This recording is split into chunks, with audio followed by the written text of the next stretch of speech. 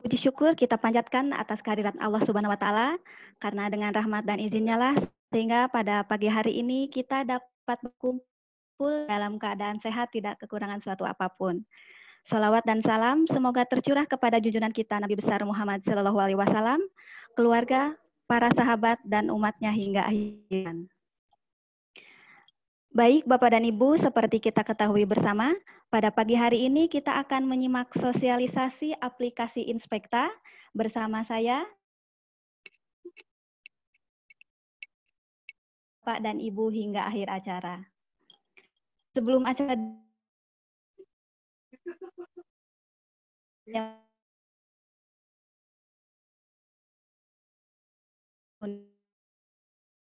lanjut materi sosialisasi oleh Bapak Ulil Amri ZA dan akan dilanjutkan dengan diskusi dan lalu dengan penutup.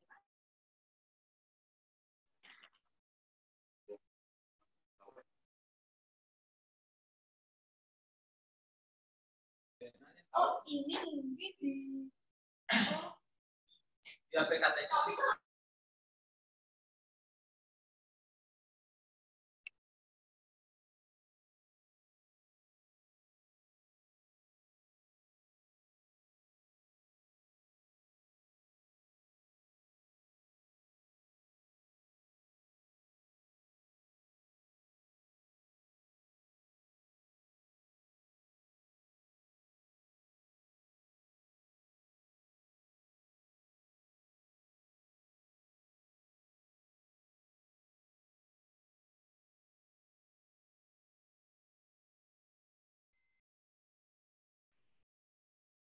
Suaranya hilang atau putus-putus ya, Bu Abna?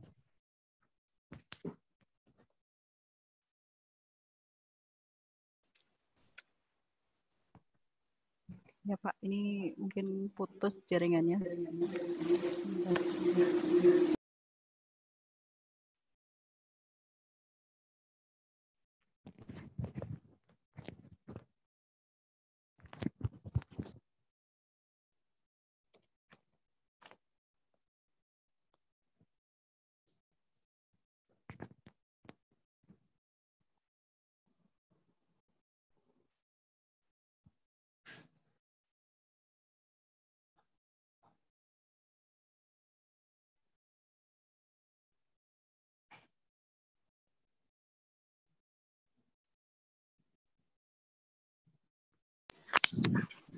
Assalamualaikum Bapak Ibu.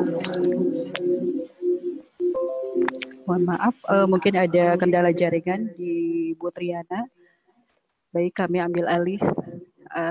Kita lanjut saja selanjutnya kepada acara sambutan atau pembukaan dari Bapak General Manager PLN UIN Jabar kepada Bapak Agung Nugraha. Dipersilakan, barangkali ada pembukaan. Oke, terima kasih. Mudah-mudahan suaranya kedengaran dengan baik. Jadi kesempatan ini saya ingin mengingatkan beberapa hal saja yang sangat penting. Syaratnya 3 kali. Tadi pagi saya dapat informasi dari tetangga unit kita, ya, dari unit induk Jawa Tengah. Ya. Di Jawa Tengah itu per tadi pagi sudah ada 4 orang yang positif COVID. Itu hasil swab, jadi nggak bisa dibantah ya. Kemudian 2 lagi sedang menunggu hasil. Kemudian Alidaya ada 2 juga yang positif. Mumpung ini teman-teman K3L ya sebutannya pada berkumpul, saya berharap saya minta bantuan teman-teman untuk memastikan bahwa upaya pencegahan penularan COVID di unit kita ini terlaksana dengan baik. Ya. Tolong saya titip, 1, jaga jarak aman. 2, pastikan menggunakan masker di kerumunan. Yang 3, perbaiki ventilasi atau perbanyak kegiatan yang outdoor. Karena katanya di outdoor itu penularannya relatif tidak lebih lambat ya. Kemudian banyak makan sayur dan buah, rajin cuci tangan, kemudian tentu saja istirahat cukup, ya. Terus kemudian pastikan kita selalu bersyukur, ya, karena kalau pikiran dan hati kita itu dalam kondisi yang baik, imunitas kita juga lebih tinggi. Ya, jadi diharapkan kalau imunitasnya lebih tinggi, seandainya pun kita tertular, tidak menunjukkan gejala-gejala yang merusak. Ya, jadi dua, ya, antisipasi penularan dan tingkatkan imunitas. Itu aja yang saya sampaikan. Selamat mengikuti sosialisasi. Yang penting nanti setelah kita mendapat sosialisasi, apa yang kita pahami ini dilaksanakan dengan sebaik-baiknya. Ya, harap juga bersabar. Ini saya bolak-balik di layar juga tertulis your internet connection unstable. Ya, artinya ya memang kita harus bersabarlah untuk mengikuti sosialisasi ini. Silakan Pak Bambang, teman-teman sekalian dilanjutkan. Terima kasih.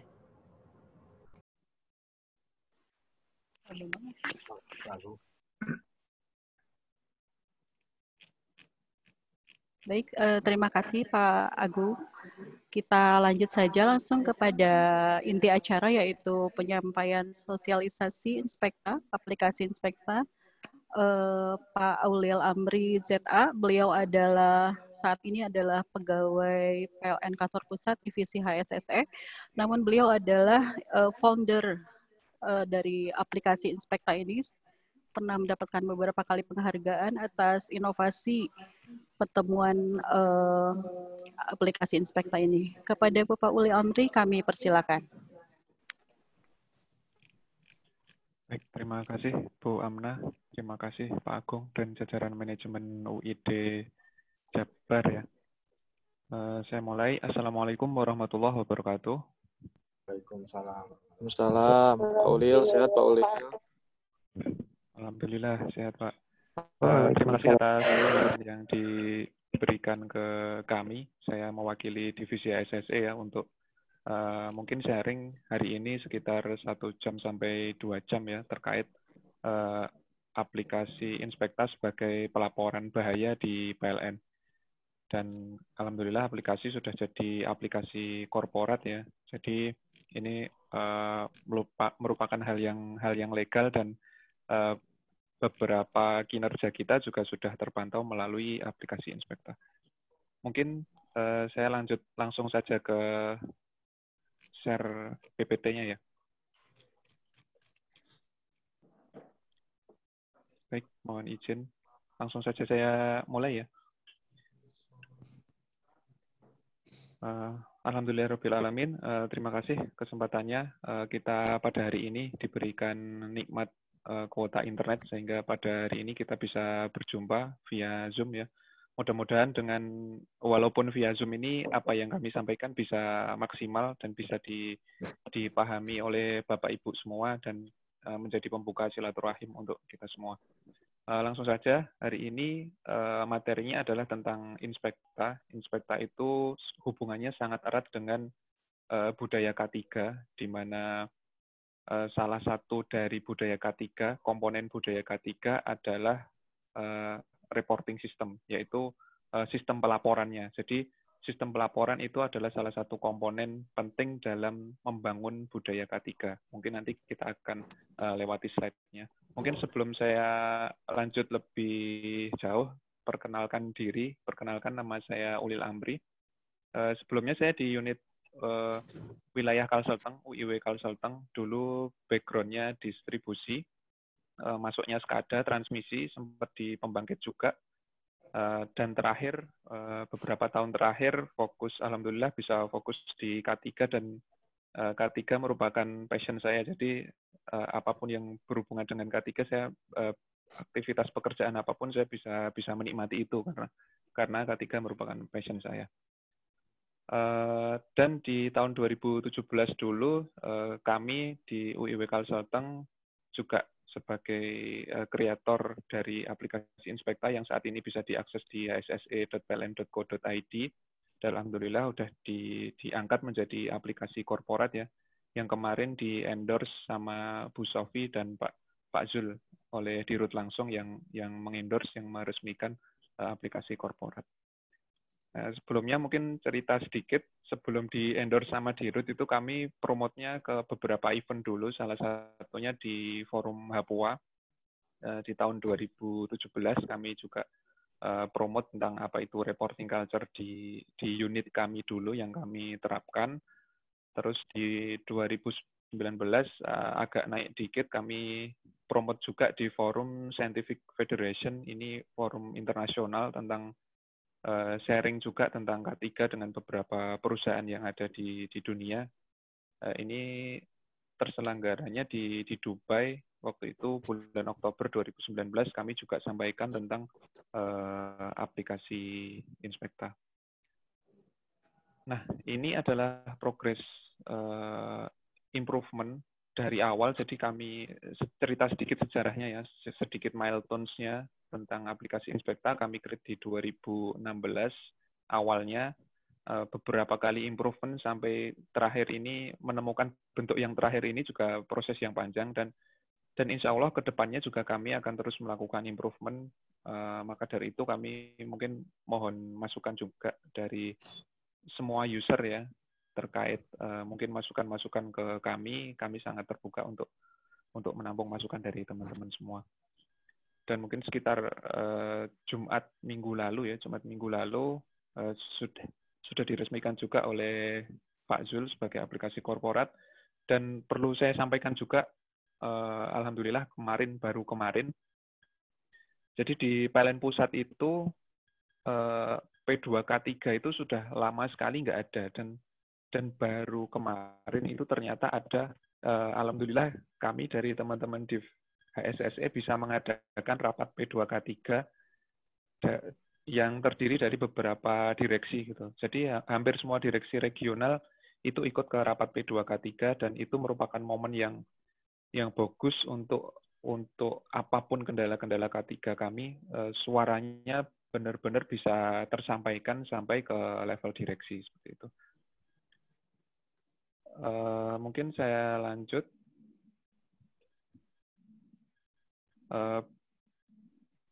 Ini adalah background data kecelakaan, statistik kecelakaan ya, terkait distribusi. Memang yang paling dominan yang ada di PLN. Mohon maaf ini datanya lama, saya belum update yang 2020, sebenarnya ada, cuman update sekarang pun kalau secara presentasi kita lihat distribusi itu merupakan titik kritikalnya kecelakaan di PLN ini letaknya ada di distribusi. Jadi jomblangnya sangat berat sekali beban teman-teman distribusi dalam melawan ini ya, istilahnya membangun budaya preventif agar tidak terjadi kecelakaan. Itu effortnya teman-teman distribusi jauh lebih besar dibanding yang lain, karena defaultnya kecelakaan itu memang banyak ada di distribusi.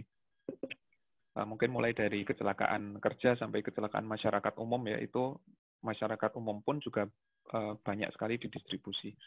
Nah, ini kita sampai slide yang menurut saya sangat penting, mohon untuk sedikit konsentrasi, karena info dari Bu Amna beserta sharing ini adalah banyak dari ini non K3, maksudnya bukan cuma teman-teman K3 saja.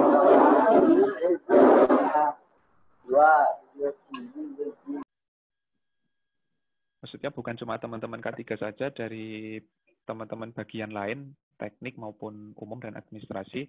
Ini saya akan sampaikan salah satu teori di K3 yang mendasari kenapa kami dulu meng-create aplikasi Inspekta. Nah, saya akan ceritakan ini adalah piramida kecelakaan, bisa disebut dengan piramida kecelakaan. Piramida kecelakaan ini dirumuskan oleh seseorang yang namanya Herbert William Hendricks. Dia adalah orang, bisa dibilang tokoh pakar K3 yang terkenal sejak 100 tahun yang lalu ya. Herbert William Hendricks ini dia sebenarnya adalah seseorang yang bekerja di perusahaan asuransi. Kalau kita mungkin kayak semacam ini ya, kayak semacam BPJS seperti itulah. Nah, si Herbert William Hendricks ini karena dia bekerja di perusahaan asuransi, maka Herbert William Hendricks ini dengan data statistik klaim yang masuk ke perusahaannya dia itu, dia menyimpulkanlah teori ini, teori piramida kecelakaan. Dari jutaan kasus klaim kecelakaan kerja yang masuk ke perusahaannya si Herbert William Hendricks ini. Nah, teori ini sederhananya, cara membacanya adalah jika dalam suatu perusahaan atau dalam suatu komunitas atau dalam suatu daerah gitu ya, terjadi satu fatality, itu sebanding dengan 30 kecelakaan yang major. Satu fatality juga sebanding dengan 300 recordable injuries atau cedera yang menengah lah ya, di bawahnya major. Satu kecelakaan fatality atau satu kecelakaan meninggal dunia itu sebanding dengan 3.000 near miss, hampir celaka, atau 3.000 first aid. Mungkin kecelakaan luka ringan yang bisa ditolong dengan kotak P3K seperti itu. Nah, satu fatality ini itu juga sebanding dengan 30.000 hazard berupa unsafe action dan unsafe condition. Nah, dari teori inilah sebenarnya kita bisa menebak gitu ya, bisa memprediksi sebenarnya berapa banyak sih unsafe action dan unsafe condition yang ada di unit kita. Jadi contoh misalkan kalau boleh saya tanya Pak Edi di UID Jabar, katakanlah 5 tahun terakhir itu fatality-nya ada berapa? Pak Edi atau Bu Amna mungkin yang bisa menginfokan.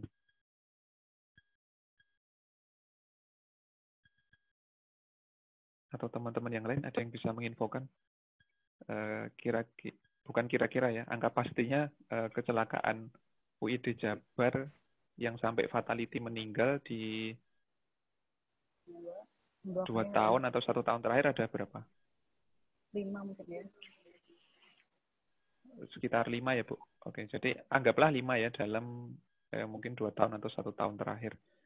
Nah, dari 5 fatality itu, angka 5 fatality itu kita bisa menebak sebenarnya dengan teorinya piramida Hendricks ini, berapa banyak hazard, unsafe action, dan unsafe condition. Jadi kalau di sini 5, ya berarti di sini tinggal 30.000 kali 5 ya. Jadi sekitar 150.000 hazard. Jadi 150.000 hazard itu adalah gambaran sebenarnya pendekatan ya, mungkin nggak sama persis, tapi 150.000 hazard itu adalah gambaran kasar bahwa di dalam suatu unit itu ada unsafe action dan unsafe condition sebanyak itu, sehingga memunculkanlah 5 fatality di sini seperti itu.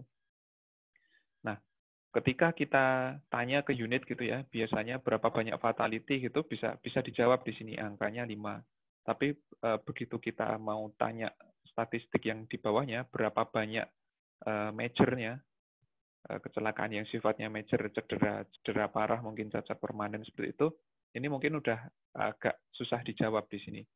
Semakin ke bawah itu akan semakin susah dijawab waktu itu, apalagi ketika belum menerapkan aplikasi Inspekta ya, yang pelaporannya mungkin masih manual di kertas atau laporan statistik yang dilaporkan ke Disnaker seperti itu.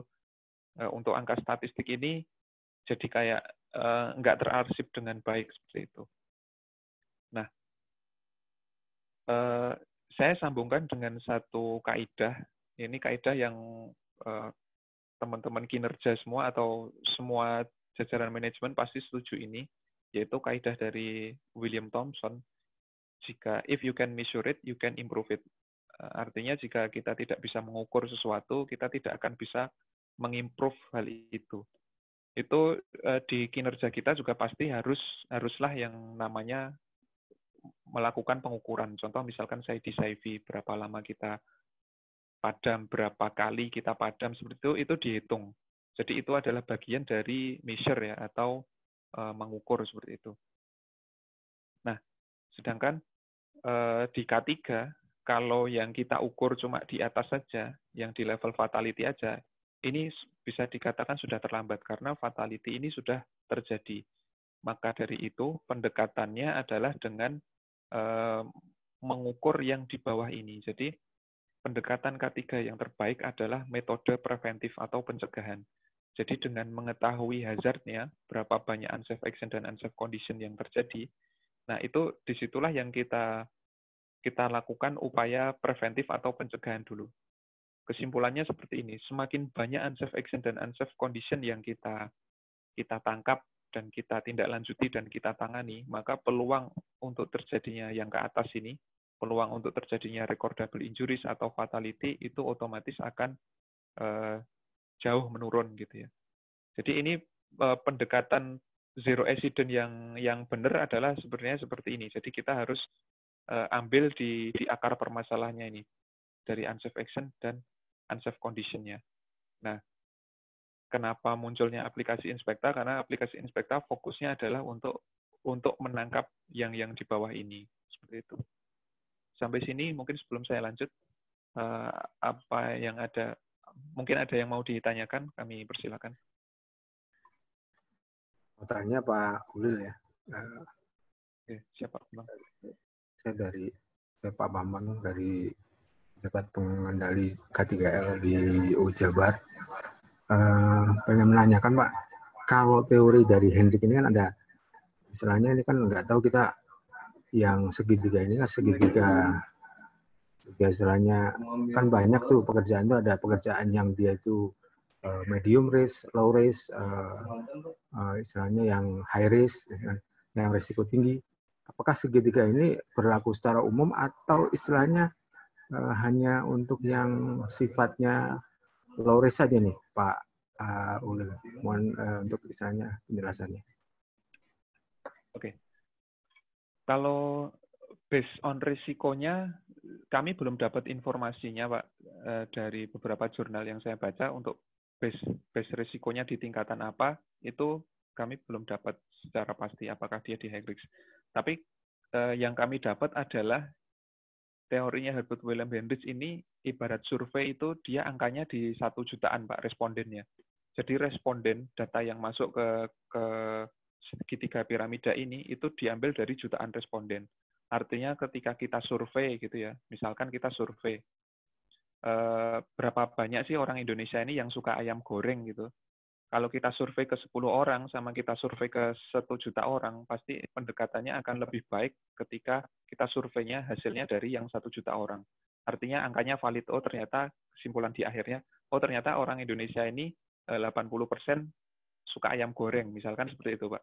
Tapi kalau surveinya ini kita ambil cuma 10 orang di sekitar tetangga kita, mungkin angka itu nggak akan mewakili dari persentase seluruhnya. Jadi kalau asumsi saya, sepertinya memang mix, Pak. Jadi mulai dari risiko rendah sampai tinggi itu masuk ke statistik jutaan yang ada di respondennya data statistiknya Hendricks ini. Seperti itu, Pak. Pak Edi. Jadi sifatnya general, Pak ya. Karena kalau teori kan sebenarnya kan semakin tinggi dia itu risiko pekerjaan, dia akan sebenarnya unsafe action dengan sedikit dia akan kemungkinan terjadi fatality gitu ya. Lebih tinggi. Betul, ya, Pak. Betul, Pak. Seperti itu, Pak ya. Terima kasih, Pak. Baik. Terima kasih, Pak Edi. Kami lanjut ya. Nah, ini gambaran statistik ya, budaya pelaporan di PLN secara general. Ini kami crop, kami potong, kami print screen tadi pagi. Saat ini usernya yang sudah terdaftar di hsse.pln.co.id ada 33.000. Kalau pegawai PLN itu 60.000 ya, anggaplah hampir 50. Udah 50% ya sudah terdaftar. Yang aktif sekitar 2.000. Sekitar 2.200 sekian gitu. Dan temuan yang masuk yang sudah bisa kita arsip seperti itu ya. Kita bisa trace juga temuan-temuan kita, ada sekitar 120.000 temuan yang masuk ke aplikasi Inspekta. Nah, secara reporting culture index budaya, kami bikin salah satu parameter juga untuk memudahkan kita membaca dengan metode kuantitatif. Reporting culture index yang ada di PLN secara general ini ada di 29%. Nah, kita akan compare dengan yang sudah dilakukan teman-teman dari Disjabar ya, UI Disjabar. Total usernya mungkin ini udah hampir semua kali ya, 2.200. user yang aktif bisa dibilang cukup banyak, ada 140-an. Total temuannya ada 7.500 sekian. Dan reporting culture index-nya juga sudah bisa dibilang cukup bagus, udah jalan ya, di atas 81%. Nah, jadi sebenarnya ini adalah reporting culture ini kami tempel di dashboard-nya ya, di web. Ini agar menjadi ruh untuk kami dalam menerapkan aplikasi Inspekta ini. Jadi reporting culture adalah sebenarnya people are confident they can report safety concern without fear of blame. Jadi kondisi inilah yang sebenarnya diharapkan oleh perusahaan untuk membangun budaya K3, terutama dimulai dari reporting culture. Jadi kondisi seseorang merasa nyaman ketika melaporkan hal-hal yang concern-nya terkait safety tanpa takut disalahkan, itu adalah wujud dari reporting culture atau budaya melapor yang baik seperti itu. Nah, kita lanjut. Di sini ada top moderator, yang kami crop tadi pagi ya. Ini juga bisa menjadi salah satu safety campaigns di unit kita ya, terutama untuk top inspektor dan top moderator untuk diberikan reward seperti itu. Nah, moderatornya ada 34, secara statistiknya seperti ini ya. Jadi untuk status temuan juga kita bisa monitor berapa banyak, mana yang open, mana yang progress, mana yang sudah close, mana yang masuk perencanaan RKAP, dan mana yang ter-reject atau rejected. Jadi termasuk RKAP ini juga bisa menjadi evidence kita, terutama teman-teman K3, mungkin juga teman-teman teknik, ketika ada temuan unsafe condition yang ternyata memang tidak bisa diselesaikan dengan segera karena adanya keterbatasan anggaran. Jadi itu bisa di-switch, masukkan ke statusnya RKAP, untuk diusulkan ke RKAP tahun depan seperti itu. Sampai sini bisa saya lanjut ya. Saya akan sedikit menggambarkan tentang apa itu reporting culture. Jadi reporting culture ini di sini bisa kita lihat ya. Ini adalah,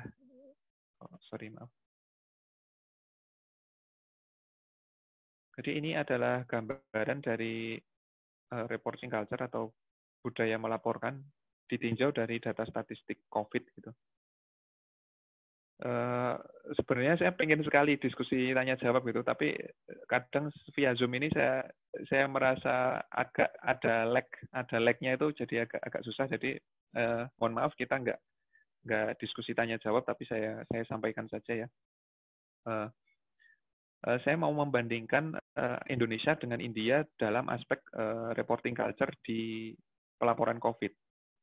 Jadi ini waktu itu saya print screen sekitar 2 bulan yang lalu. Di sini ada case confirm, ada case death juga. Di angka death-nya ini bisa dibilang hampir sama, yaitu sekitar 590 dan 592 ya. Jadi anggaplah sama. Cuman dari sisi confirm-nya ternyata jauh berbeda. Nah, confirm COVID-19 ini kalau terminologi setiganya piramida Hendrix, mungkin ini bisa agak debatable ya, tapi saya akan sampaikan versi saya. Untuk yang kasus confirm ini masuknya ke terminologi unsafe condition. Jadi sebenarnya ketika seseorang terpapar virus COVID, itu dia belum masuk fatality karena dia belum meninggal kan. Artinya ketika seseorang itu terkena virus COVID seperti itu, ketika dia terkena virus COVID, itu belum masuk kategori fatality, kecuali seseorang yang terkena COVID itu dia sudah dinyatakan deceased atau meninggal. Nah, itu baru masuk case fatality. Tapi ketika dia cuman confirm aja positif, itu dia masuk di unsafe condition. Jadi ada kondisi yang tidak aman di dalam dirinya, tapi belum sampai masuk fatality. Nah, dari case ini ternyata pelaporan di India, deteksi di India ini lebih bagus. Dia lebih banyak gitu kan. Cuman kadang ada beberapa yang kita salah pahami bahwa semakin banyak parameter ketika kita fokusnya ke confirm, maksudnya ketika ada mungkin jajaran manajemen ya, atau jajaran manajemen di pemerintahan seperti itu yang ketika dia malah marah dengan case confirm-nya yang banyak, itu sebenarnya mohon maaf saya katakan itu adalah marah yang kurang tepat. Jadi bisa dikatakan parameter negatif untuk mengatakan bahwa case COVID, kinerja COVID buruk itu kita pantau dari fatality-nya. Tapi kalau kita pantau dari confirm-nya saja, itu ini masih masuk terminologi unsafe condition. Karena apa? Bahayanya ketika mungkin seseorang yang punya power, dia marah di sini, justru marahnya adalah bagaimana caranya agar angka statistik ini turun, itu malah bisa menjadi hal yang kontraproduktif. Contohnya seperti ini. Ketika salah satu provinsi gitu, dia dinyatakan zona hitam, dengan kasus konfirmasinya itu naik gitu kan. Padahal kasus meninggalnya sebenarnya bisa dibilang so-so dengan provinsi lain. Tapi kasus konfirmasinya itu naik, itu malah dimarahin, dan ketika dimarahin, mungkin bisa jadi yang dilakukan adalah manipulasi data di sini.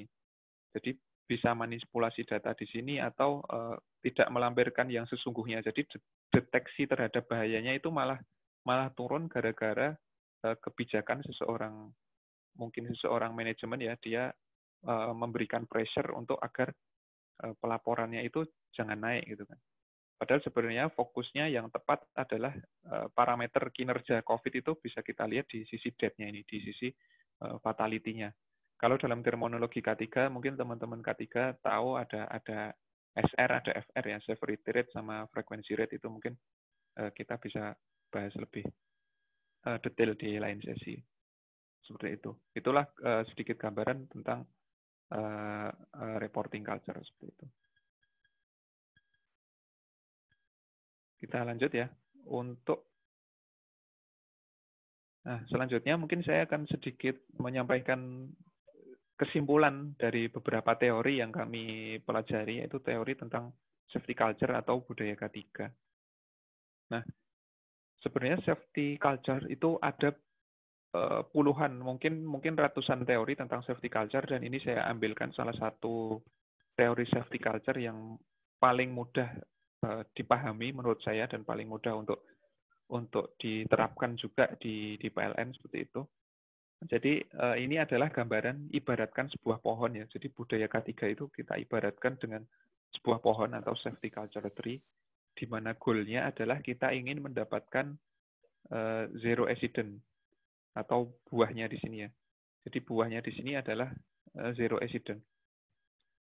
Nah, agar kita bisa mendapatkan zero accident itu ada 4 aspek yang harus kita perhatikan. Jadi agar ibarat kita bercocok tanam atau bertani seperti itu ya, berkebun.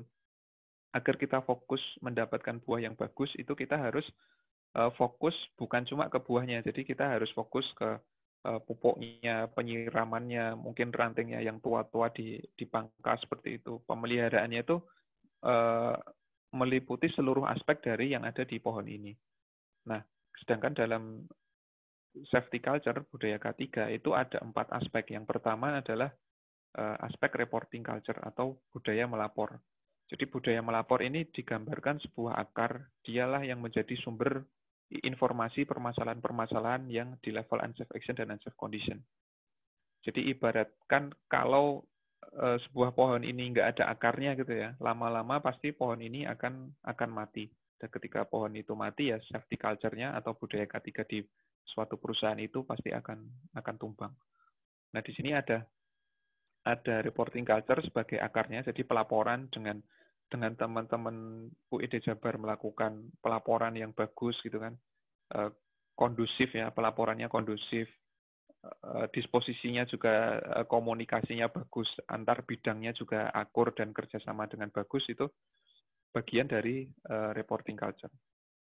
Setelah itu aspek safety leadership, yaitu dukungan K3 ya, dukungan aspek K3 atau kebijakan K3 dari top management, itu juga merupakan hal yang penting dalam membangun budaya K3. Karena tanpa dukungan manajemen ya ibaratkan sebuah pohon, tapi kalau batangnya patah gitu ya, tidak ditopang dengan batang yang bagus, pohon itu juga pasti akan ambruk dan nggak mungkin akan berbuah seperti itu. Terus yang ketiga adalah risk awareness atau pengetahuan akan risiko. Ini skill seseorang atau skill pegawai untuk mengetahui apa itu unsafe action, apa itu unsafe condition, ini bahaya, ini enggak. Nah, itu termasuk bagian dari risk awareness. Dan yang keempat adalah worker involvement atau keterlibatan pekerja. Nah, ini penting saya sampaikan bahwa worker involvement ini adalah untuk K3 ini bukan cuma miliknya teman-teman K3 aja. Jadi seluruh pekerja itu wajib atau sangat disarankan untuk terlibat dalam K3 ya. Karena kecelakaan kan nggak cuma kena ke teman-teman K3 aja. Kecelakaan itu bisa kena ke teman-teman teknik, bisa ke teman-teman alih daya. Artinya kecelakaan itu mungkin kena ke semua. Dan itu bukan cuma fokusnya teman-teman K3 aja. Jadi karena itulah keterlibatan seluruh pekerja ini adalah salah satu komponen yang penting juga dalam membangun budaya K3 seperti itu. Nah, ini hubungannya tadi ya antara pohon budaya K3 dengan membangun budaya dihubungkan dengan teori piramidanya Enrich. Nah, ini elemen safety culture mungkin lebih mudah dipahami ini, tapi ini mungkin ada sesi khusus, mungkin saya lewatkan saja ya. Nah, ini adalah contoh gambaran dari ketidaksesuaian. Jadi aplikasi Inspekta adalah untuk menangkap atau mendata ya, bisa dibilang untuk mendata hal-hal seperti ini agar kita lebih mudah memonitor case-case seperti ini ke dalam suatu aplikasi, sehingga kita bisa memonitornya apakah ini sudah ditindaklanjuti atau belum, daerah mana saja yang ada unsafe condition itu bisa kita monitor lewat aplikasi Inspekta. Contoh seperti ini mungkin juga banyak kita temui terutama di distribusi ya, mulai dari tiang miring atau aset-aset gardu TM20 kafe, terus pekerja-pekerjanya seperti itu yang melakukan tindakan tidak aman, itu juga mungkin banyak beberapa kita temui di lapangan seperti itu. Nah, selanjutnya aplikasi Inspekta ini dari teori piramida Henrich tadi kita bagi menjadi empat parameter. Nah, jadi salah satu tugas atau salah satu kemampuan teman-teman sebagai inspektor adalah mampu membedakan temuan itu apakah unsafe condition, yaitu kondisi tidak aman, unsafe action, near miss, atau accident. Jadi contoh ini sepertinya sudah sangat jelas ya. Unsafe condition ini misalkan ada tangga karatan gitu ya. Tangga karatan itu merupakan unsafe condition. Terus kalau ada pekerja, dia melakukan pekerjaan dengan sembarangan, atau mungkin dia melakukan pekerjaan dengan sikap kerja yang tidak baik, kalau bahasa Jawa kita bilang celelean seperti itu ya, itu adalah unsafe action atau perilaku tidak aman. Nah, case near miss adalah ketika terjadi ada kejadian gitu, seseorang terjatuh, tapi ketika dia jatuh dia nggak ada kerugian di dirinya sendiri. Itu masuk terminologi near miss atau hampir celaka. Jadi belum ada kerugian bagi seseorang tersebut.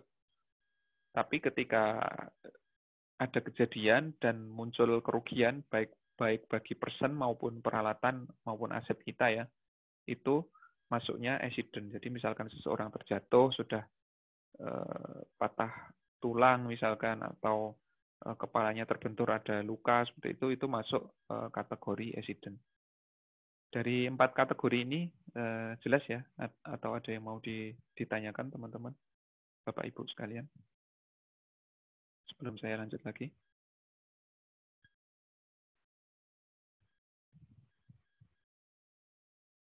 Saya lanjut ya. Nah, mungkin ini karena pesertanya ada nggak sampai 100 ya partisipannya ya. 100, jadi 172 ya. Oke, jadi mungkin ini akan saya kopaskan di chat ya, di chatnya Zoom.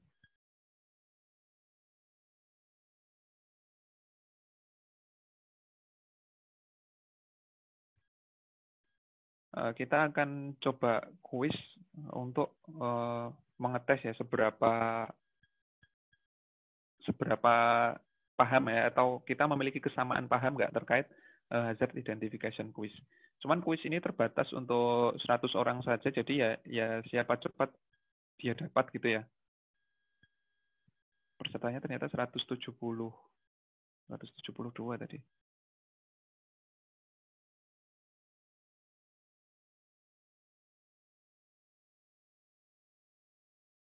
Bisa diwakloter nanti di jumlah itu bisa nggak ya? Coba Pak, nanti kita coba Pak.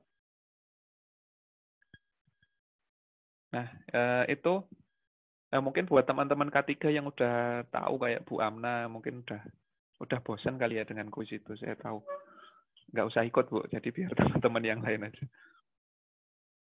Nah, linknya di situ ada Kahoot. Ini versi semi online, semi offline gitu ya. Jadi teman-teman bisa kuis di situ. Nanti coba saya monitor di sini ada. Jadi kuis ini walaupun kesannya main-main ya, atau kesannya kuis gitu ya, kesannya asik-asikan, tapi sebenarnya itu adalah hal yang penting untuk memberikan awareness atau pengetahuan K3 kepada teman-teman semua. Sudah bisa diakses atau belum kuisnya? Bisa. Silakan oh ada pinnya ya. Sebentar.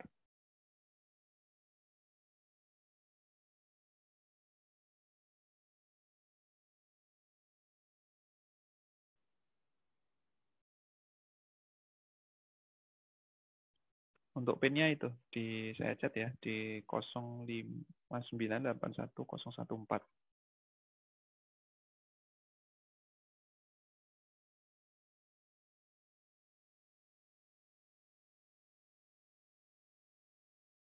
Oke, sudah ada 4 yang join.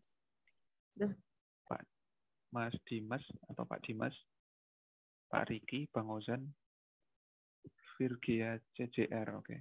Silakan di play, teman-teman langsung bisa play saja di situ. Nanti kita coba review sedikit ya. Ada 11 case, 11 pertanyaan untuk 11 gambar lah sebenarnya, 11 gambar untuk teman-teman. Silakan membedakan apakah itu unsafe action, unsafe condition, near miss atau accident.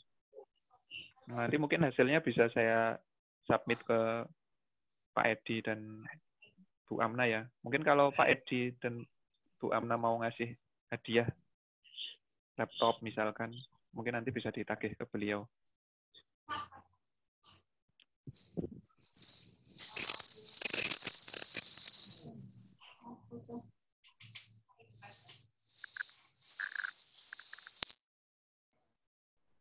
Dia umroh. Kalau umroh saya ikut ya Pak. Saya ikut kuisnya Pak kalau umroh.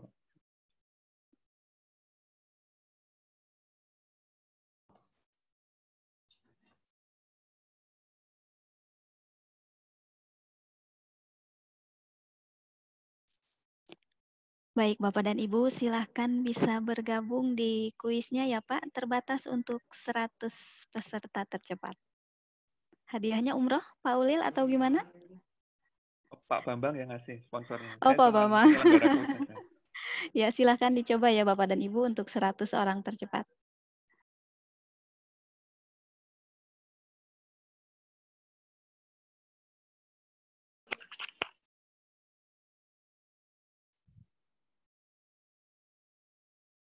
Oke, sudah 37 orang yang join ya, silakan. Pak Ulil, apa tidak bisa di-share di sini untuk bisa terlihat oleh semuanya? Tampilannya ya? Oke, Ya, biar ya, teman-teman. betul.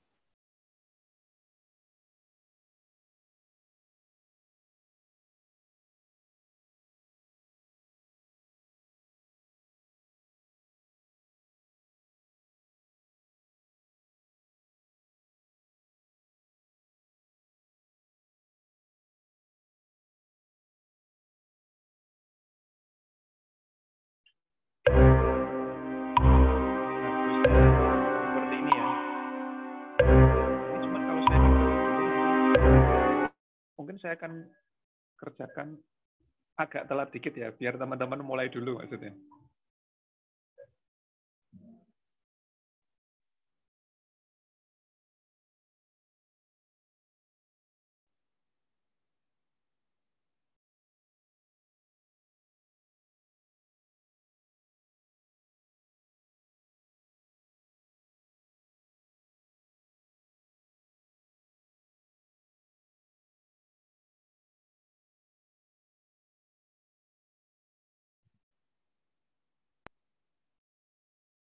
Nah, ini tampilannya dari soal pertama.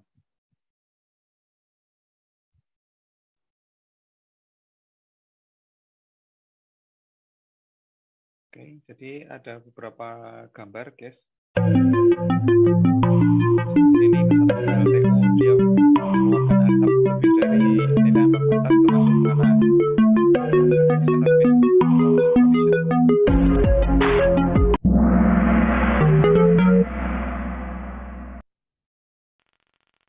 Ini teman-teman kayaknya udah banyak yang main ya. Silakan dilanjut mungkin sampai selesai dulu teman-teman semua.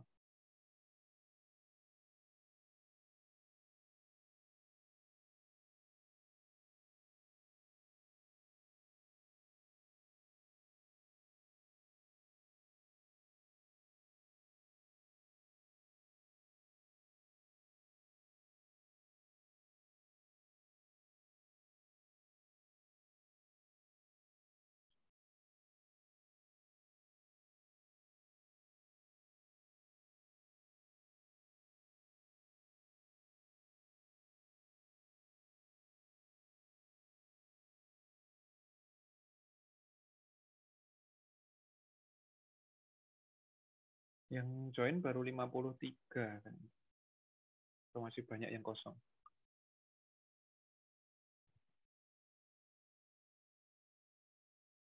Atau terkendala jaringan mungkin ya.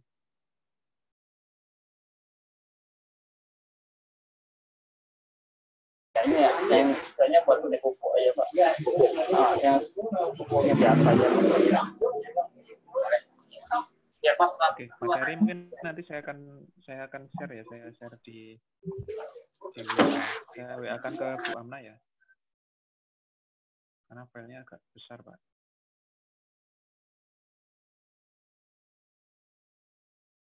Oke, saya lanjut.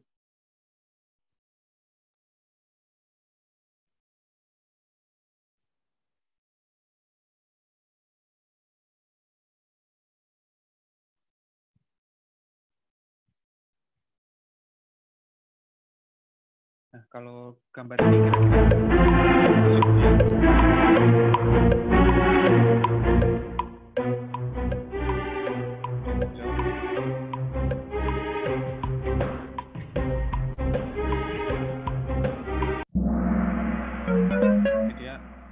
seseorang yang bekerja tapi nggak pakai tangga ya, pakai kaleng cat yang ditumpuk-tumpuk, itu merupakan unsafe action. Next, kita lanjut.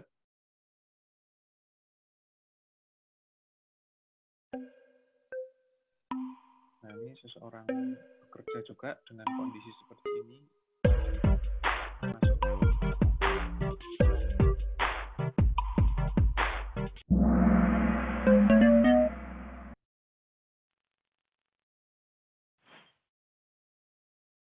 Teman-teman banyak yang udah betul semua ya, nggak ada pertanyaan sulit sebenarnya di sini. Nah, ini untuk aktivitas pekerjaan ada distribusi ya. Ini ada orangnya di situ. Ini yang nonton, yang PM.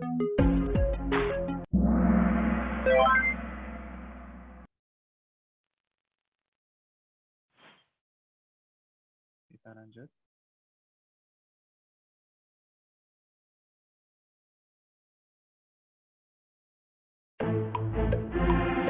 Misalkan aktivitasnya lagi survei jaringan seperti ini. Supaya masuk kategori nermis atau hampir celaka. Ini ya nomor satunya Pak Arbi, Muslimah, Pak Latif. Kita lanjut. Nah, ini case trafo kebakaran di GI di Switcher. Mungkin trafo IPT kebakaran. Ketika kebakaran itu masuk kategori accident. Betul. Betul, Pak. Kita lanjut. Cepat aja ya.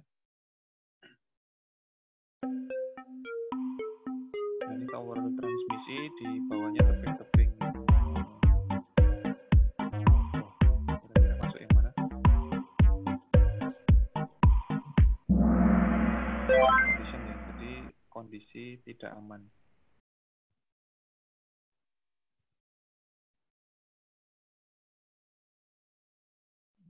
Kita lanjut. Nah, ini misalkan gardu ya, gardu trafo roboh. Masuk ke accident karena ada kerugian atau kerugian material ya di aset kita itu masuk kategori accident untuk peralatan kita. Jadi trafo otomatis kalau udah roboh seperti ini kan proses distribusi tenaga listriknya kan ke pelanggan yang ada di jaringannya trafo ini otomatis padam. Itu masuk kategori accident untuk peralatan. Kita lanjut.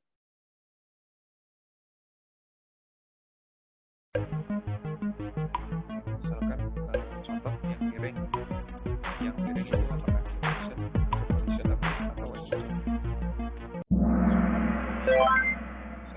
Condition.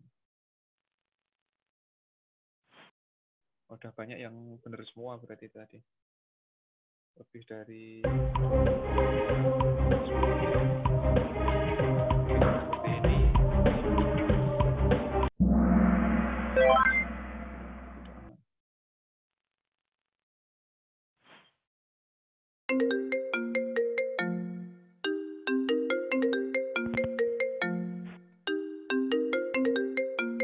Pas semua udah.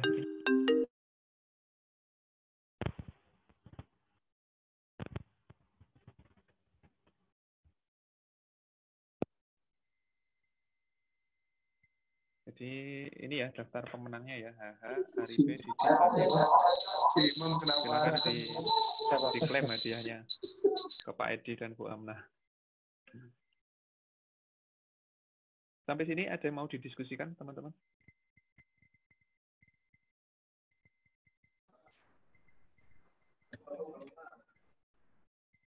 Masih ada satu lagi mungkin Mas Ulil ya yang perlu dijelaskan.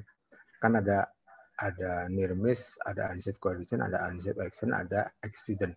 Kalau insiden maksudnya di mana?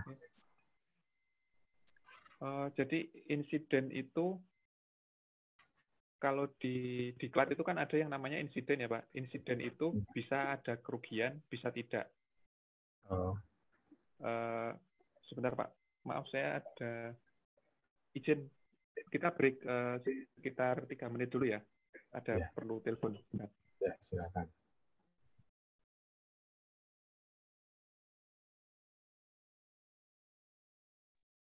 Yuk.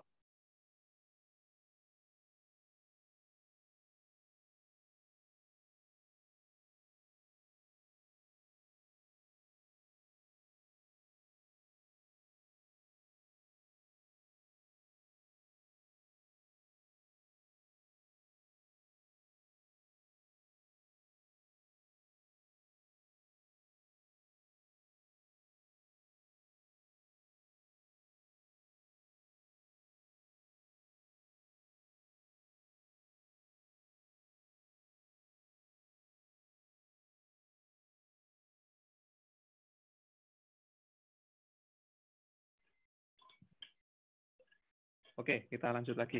Maaf, Pak. Maaf, ada telepon tadi. Pertanyaannya tadi ada insiden, ada accident. Nah, insiden itu masuk yang mana? Jadi insiden itu sebenarnya kategori di atasnya accident, Pak. Jadi insiden itu dibagi menjadi dua.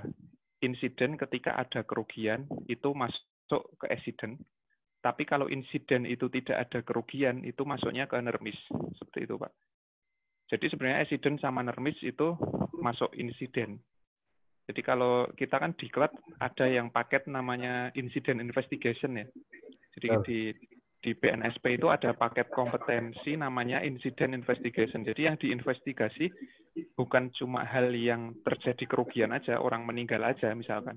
Tapi seseorang hampir celaka, itu juga bisa diinvestigasi. Jadi misalkan ada seseorang, dia kerobohan trafo, hampir kerobohan trafo ya, trafonya itu jatuh tepat di depannya dia, tapi seseorang itu nggak apa-apa. Itu masuk kategori nermis kan. Nah, tapi itu bisa kita investigasi, Pak. Kok bisa ada seseorang hampir kerobohan trafo, misalkan contoh ekstrimnya kayak gitu. Ya. Sampai sini bisa dipahami ya, Pak? Ya, jelas, Pak. Kita lanjut atau ada yang mau didiskusikan lagi?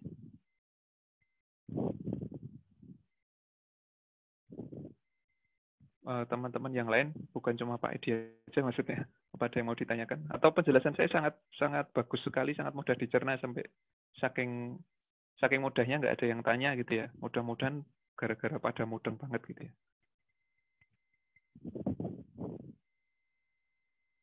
Oke, saya lanjut. Saya kembali ke slide. Nah, di sini saya mau coba buka diskusi ya terkait awareness tadi, pengetahuan akan risiko. Contoh misalkan kalau yang rusak adalah trafo 20 kV, dia overload terus trafonya kebakar. Itu kira-kira masuk kategori apa? Sepakatnya masuk kategori apa ini, teman-teman? Accident ya, oke. Ada yang jawab selain accident? Sepakat ya. Mayoritas accident semua. Sekarang kalau misalkan karena accident karena ada kerugian di aset kita 20 kV. Nah, sekarang kalau misalkan di tiang distribusi itu kan ada yang namanya track score ya. Track score. Misalkan track score itu ditabrak mobil dan putus track score itu masuk kategori apa? Insiden. Track score-nya aja yang putus, tapi tiangnya nggak apa-apa. Unsafe condition. Kalau kita Oke, ada yang jawab unsafe condition, ada yang jawab Nermis. ada yang jawab nermis. Oke, macam-macam. Sekarang saya persilakan teman-teman buat baca betul-betul definisi istilahnya. Coba dibaca betul-betul istilahnya. Terutama di sini ya, yang saya bold. Ini menjadi kunci untuk menjawab pertanyaan yang saya. Accident, Mbak. Accident. Condition ya. Skor itu kan termasuk aset PLN juga ya? Betul, termasuk aset, Pak. Tapi pertanyaannya apakah ya, skor itu termasuk aset utama? Maaf, suaranya keputus, Pak. Track score itu teman-teman distribusi bukan termasuk aset utama kan ya? Track score loh. Kalau tiang ya aset utama. Izin tampilan PPT-nya kurang jelas, Pak. Kurang jelas, burem, Pak. Oke, berarti kategorinya termasuk tidak ada kerugian ya, Pak ya? Betul, itu masuk unsafe condition. Ada kerugian tapi sangat bukan pada aset utama. Jadi kalau di sini kan definisi accident itu kerugiannya kata kuncinya ada aset utamanya, baik di pembangkit, transmisi maupun distribusi. Nah, distribusi kan punya MDU ya, material distribusi utama. Rinciannya apa, teman-teman distribusi pasti lebih tahu kan. Apakah konduktor itu masuk aset utama, apakah yang aset utama itu mana aja, apakah tiang, trafo, track score, kalau anti yang bantu dudukannya Travis itu masuknya aksesoris atau aset utama. Nah, itu kan itu akan menjawab ke situ. Jadi contohnya gini, karena ketika track score itu putus gitu kan, dan tiang masih berdiri, itu masuknya terminologinya ke unsafe condition, karena itu merupakan kondisi tidak aman. Mungkin lama-lama tiang yang tadi biasanya di track itu bisa tegak lurus ya, karena condong ke berat salah satunya, lama-lama mungkin dia akan miring. Itu masih masuk kategori unsafe condition. Tapi kalau misalkan track score-nya ditabrak, putus, dan memang langsung tiangnya yang roboh, nah itu beda cerita, karena tiang masuk aset utama, jadi itu masuk kategori accident seperti itu. Sampai sini bisa dipahami ya teman-teman. Insya Allah nggak ada perdebatan lah. Atau mungkin nanti bisa diperdebatkan sambil ngopi kalau debat online ini nggak enak. Kita lanjut ya. Insya Allah bisa diterima ya. Ngomong tarik tapi di unmute. Boleh diulangi lagi, Pak Ulil, untuk penjelasannya. Yang mana, Bu? Yang tadi yang antara material utama dan yang tidak. Slide-nya ngeblur. Kalau slide-nya ngeblur. Sekarang udah jelas belum ya, Pak? Atau Dikit coba saya matikan kamera saya ya. Kalau di saya sih jelas sih. Nah, itu koneksinya jelas juga di sini dari komputer. Di sini jelas juga, Pak.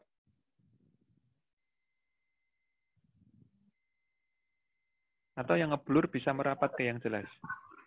Atau mungkin tergantung kuota ini kali ya. Betul, Pak. Kayaknya tergantung kuota, Pak.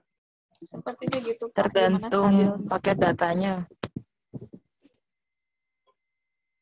Iya. Itu pakai internet kantor rame-rame biasanya gitu, Pak. Kalau di rumah malah lebih kencang biasanya. Oke, udah jelas. Saya lanjut ya. Tadi Mbak siapa tadi yang tanya? Bedanya aset Mbak Dita ya, oke.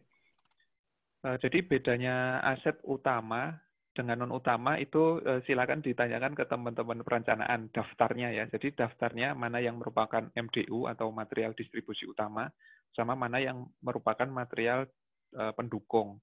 Jadi contoh misalkan track score gitu kan, kawat track score, atau mungkin kuncinya dari PHB, panel hubung bagi kuncinya, terus murmur bautnya, klem-klemnya itu masuk pendukung. Tapi kalau yang utama, yang saya tahu seperti tiang, trafo, konduktor, isolator, traverse, itu kan merupakan aset utama distribusi. Artinya ketika aset distribusi itu yang rusak, patah misalkan, katakanlah tiang itu roboh atau trafo itu rusak, itu kan proses penyaluran energi, pendistribusian tenaga listrik itu kan akan terhenti. Ketika proses itu terhenti karena kerusakannya di aset utama tadi, itu masuknya kategori accident. Sedangkan ketika kerusakannya cuma pada track score-nya, atau misalkan ada panel kuncinya rusak gitu ya, kunci panel hubung baginya itu rusak, itu kan nggak bisa dikunci jadinya, itu masih masuk ke kategori unsafe condition atau kondisi tidak aman. Contoh misalkan panel PHBTR itu kalau nggak kekunci kan listrik kan tetap ngalir juga ke pelanggan, masih tetap berjalan. Cuman itu masuk kategori unsafe condition karena mungkin nanti ada anak-anak yang buka-buka itu panel, terus pegang-pegang itu kesetrum, jadi kecelakaan masyarakat umum seperti itu. Sampai sini bisa dipahami, Bu Dita, Mbak Dita? Bertanya lagi? Pak, mau tanya, Pak. Monggo, silakan satu-satu. Boleh ini bertanya lagi, yang tadi kan katanya kalau rusak material utama itu disebutnya accident gitu ya, Pak? Betul. Ya, kalau yang rusaknya itu material pendukung itu jadi unsafe condition.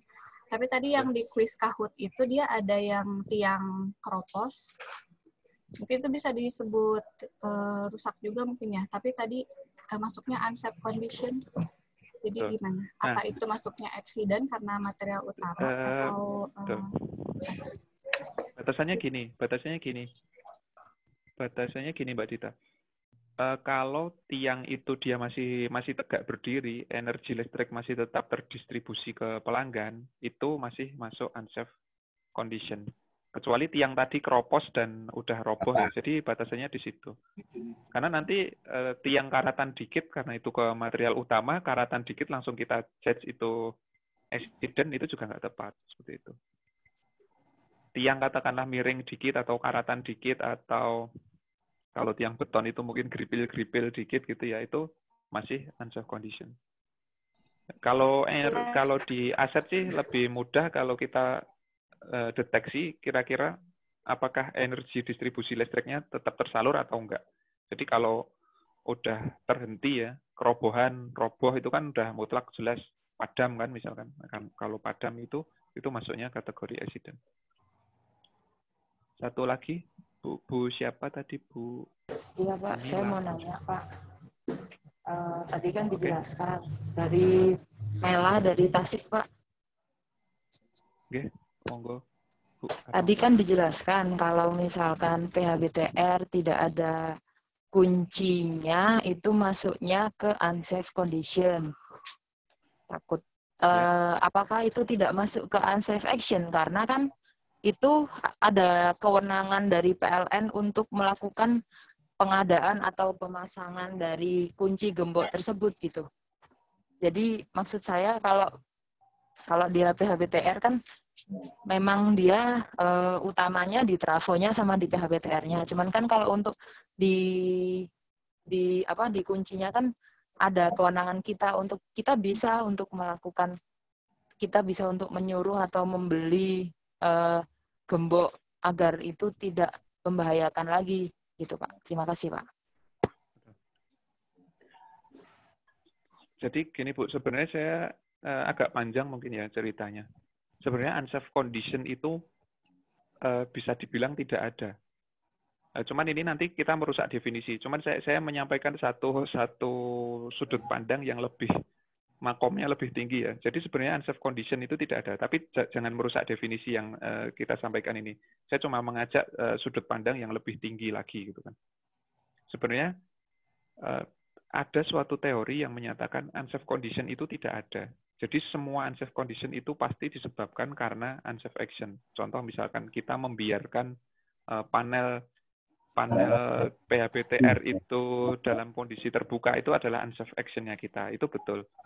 Nah, cuman dalam case yang saya maksud, yang saya sampaikan, case yang lebih sesuai istilah definisi ini adalah karena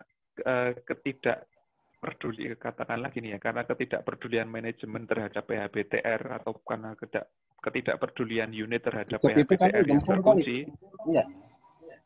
karena ketidakpedulian manajemen terhadap kunci di PHBTR itu istilahnya kuncinya tetap terbuka, itu kan unsafe action bagi orang unit. Tapi bagi peralatan PHBTR itu masuknya kategori unsafe condition, Bu. Jadi kondisi yang tidak aman seperti itu. Nah, kalau unsafe action-nya ya misalkan seseorang, katakanlah misalkan ya, karena bisa ditariknya bisa seperti ini, Bu. Katakanlah di UID Jabar itu trafonya ada 10.000 misalkan. Dari 10.000 itu ternyata 5.000 yang PHBTR-nya kebuka semua, nggak ada gemboknya. Dikarenakan nggak ada anggaran misalkan, karena nggak ada anggaran untuk perbaikan gembok LV board yang baru seperti itu, misalkan mau ganti. Nah itu kan manajemen udah berupaya ngajukan anggaran, tapi itu tetap belum bisa terselesaikan. Jadi itu masuknya kategori unsafe condition. Tapi manajemen mungkin udah mengusulkan, udah bikin hasil laporannya, hasil inspeksinya, gardu mana aja yang nggak ada kuncinya itu mana aja, di titik mana aja itu udah punya semua, udah diarsip, udah direncanakan, udah diusulkan gitu kan. Tapi karena memang keterbatasan anggaran, ya itu nggak bisa dibilang sebagai unsafe action bagi unit itu. Mungkin bagi unit yang di atasnya lagi gitu ya. Kalau nggak di atasnya lagi ya bagi unit yang di atasnya lagi seperti itu. Kesalahannya jadi bola panasnya istilahnya udah nggak di kita lagi, udah nggak di teman unit lagi, misalkan sudah dilakukan seperti itu. Jadi case seperti itu masuknya ke unsafe condition. Bisa Baik, Pak. Terima dipahami ya, Bu? kasih. Ya, bisa, Pak. Bisa dipahami, Pak. Kita Terima kasih, lanjut. Pak. Oke, kita lanjut ya, slide selanjutnya. Nah, ruang lingkup Inspekta ini sebenarnya banyak sekali bisa digunakan, bukan cuma teman-teman K3 aja, dan memang idealnya bukan cuma K3 aja ya. Saya mungkin nanti, atau saya sharing bahwa dulu tahun 2018, ketika kami create awal kan 2017 ya. 2017 itu belum ada pejabat K3 di level rayon, dulu di Kalsel-Tong. Nah, Inspekta itu digunakan oleh teman-teman teknik. Jadi yang jadi top inspektor itu malah bukan teman-teman K3. Nah, itu kondisi itu yang saya rasakan. Nah, ini bener ini, kalau udah kayak gini ini udah bagus lah. Udah lebih bagus gitu. Jadi yang peduli terhadap aspek K3 itu bukan cuma teman-teman K3 aja, tapi seluruh pegawai itu peduli terhadap K3. Jadi itu dapat digunakan untuk pelaporan bahaya, audit SMK 3 dan lingkungan.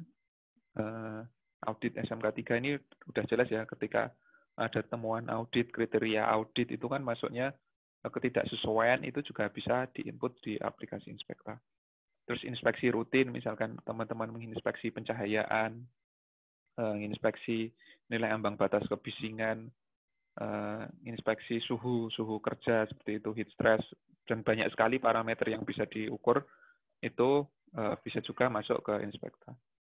Terus teman-teman teknis, inspeksi jaringan TM, TT, ROW, inspeksi mesin pembangkit, dan inspeksi SLO buat aset-aset distribusi itu juga bisa masuk di sini.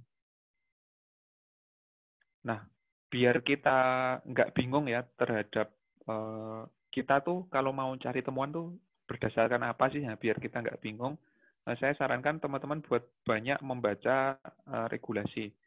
Jadi regulasi itu ada banyak, mulai dari Permenaker atau undang-undang yang dari Disnaker ya, terus Permen LH yang dari lingkungan hidup, terus ada SPLN, ada Perdir terkait SPLN, ada standar konstruksi distribusi, itu kan ada perdirnya juga, standar konstruksi distribusi. Jadi misalkan tiang ini kok desainnya di luar dari standar itu sebenarnya juga bisa masuk ke kategori unsafe condition berdasarkan referensi yang kita pegang. Jadi referensi ini, regulasi ini bisa jadi acuan untuk kita menentukan apakah itu sesuai atau tidak sesuai, seperti itu.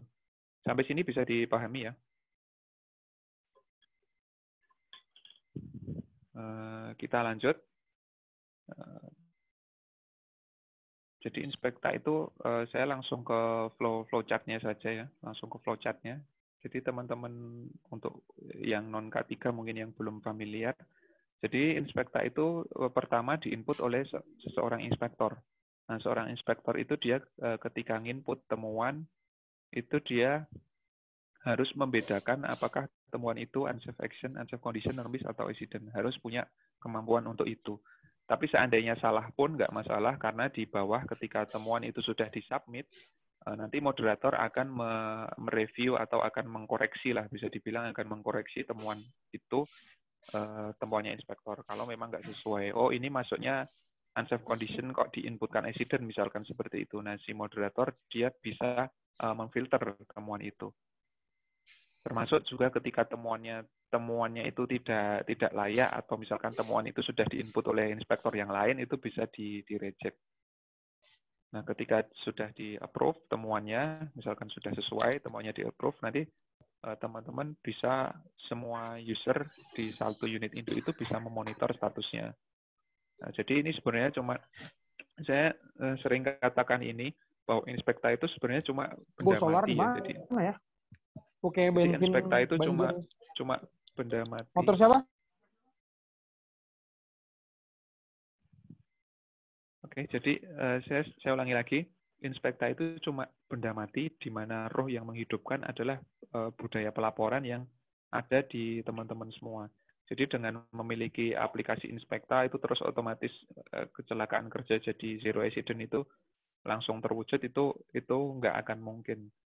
Jadi harus dihidupkan dengan budaya pelaporan itu tadi. Jadi harus dapat keterlibatan dari seluruh pegawai dalam pelaporan, unsafe action, unsafe condition itu bisa terpetakan dengan baik. Itu ketika itu sudah muncul, maka reporting culture di budaya di pohon yang tadi ya, akarnya itu otomatis sudah bagus kalau budaya pelaporannya sudah bagus. Nah, tinggal didukung dengan leadership, didukung safety awareness, sama didukung worker involvement yang digambar pohon tadi.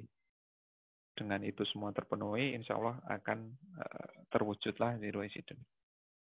Nah, di sini ya, ketika saya kembali lagi ke sini, ketika di input kita bisa memonitor statusnya, apakah statusnya itu sudah selesai atau belum, atau masuk RKAP, atau masih proses seperti itu. Kita juga bisa monitor unit mana yang paling rajin, unit mana yang paling aktif menindaklanjuti, unit mana yang paling aktif menginput temuan, itu bisa kita lihat di dashboard-nya. Terus secara kinerja juga udah masuk reporting maturity level. Kebetulan kemarin juga sama teman-teman ranger ya di pusat, mungkin dari UID Jabar ini ada yang jadi ranger PLN. Ini juga kita promote, istilahnya kita ajak lah teman-teman ranger untuk familiar menggunakan aplikasi ini untuk melaporkan ketidaksesuaian. Contoh misalkan teman-teman ada teman yang terkait COVID ya, karena sekarang terkait COVID, misalkan ada teman-teman yang beraktivitas di kantor tapi kok nggak pakai masker, nah itu bisa masuk unsafe action bagi pekerja itu. Apalagi di kantor udah menyediakan masker secara cuma-cuma, misalkan ada aktivitas seseorang nggak mau pakai masker, itu bisa masuk unsafe action, dan itu juga bisa di-report ke aplikasi Inspekta. Cuman saran saya, karena ini biar tidak menimbulkan suasana gaduh ya ketika kita melapor, usahakan kita tutupin identitasnya dari seseorang yang kita laporkan. Jadi biar seseorang itu nggak sakit hati, karena pernah kami dulu di unit gitu ya. Jadi dia nulisnya ngingetin teman dimasukkan ke aplikasi Inspekta gitu, cuman dengan bahasa yang keras, yang galak gitu kan. Nggak semua orang bisa nerima itu, jadinya malah jadi ribut, malah jadinya nggak produktif seperti itu. Jadinya malah nggak sehat kondisinya, jadi malah kayak musuh-musuhan. Nah, kondisi seperti itu yang usahakan untuk dihindari. Jadi harus beradab lah ya ketika kita melaporkan unsafe action itu, terutama untuk case unsafe action ini, karena unsafe action itu ada hubungannya dengan person ya, dengan orang langsung gitu. Jadi kalau sebisa mungkin kita harus menjaga adabnya ketika kita mau melaporkan person, tapi itu juga kita laporkan gitu. Sehalus mungkin kita harus bisa melaporkan ke situ, dan jangan sampai timbul blaming atau menjudge ke person, karena ketika itu sudah terjadi nanti pasti suasana pelaporan bisa jadi nggak bagus dan malah jadi nggak hidup seperti itu. Ini sudah masuk ke reporting culture ya, di maturity level ya. Di maturity level K3 juga sudah masuk. Teman-teman bisa jadikan print screen dari aplikasi Inspekta sebagai evidence maturity level. Nah, syaratnya untuk masuk ke level 3, targetnya kan cuma di sini sebenarnya. Targetnya cukup ringan sebenarnya kalau secara kinerja itu. Seluruh pegawai terdaftar, ini juga mudah, kayaknya teman-teman UID Jabar udah terdaftar. Mungkin hampir semua ya, atau mungkin udah semua. Dan 5% pegawai aktif dalam pelaporan. Jadi kalau 5% pegawai, minimal 5% dari pegawainya itu aktif, itu sudah bisa masuk ke level 3. Kalau bisa sampai 10% lagi, itu lebih bagus lagi, udah masuk ke level 4. Jadi targetnya cuman di level 3 sih kalau di maturity level. Cuman kalau bisa lebih ke atas lagi, itu lebih bagus lagi. Nah, selanjutnya adalah for loss aspect. Di sini ada 4 aspek kerugian lah ya. loss life nyawa, loss production produksi satuannya MWH, loss aset harga asetnya berapa rupiah, sama loss productivity jam kerja yang hilang. Nah ini juga for loss aspect ini akan muncul ketika teman-teman menginput temuan kategorinya accident.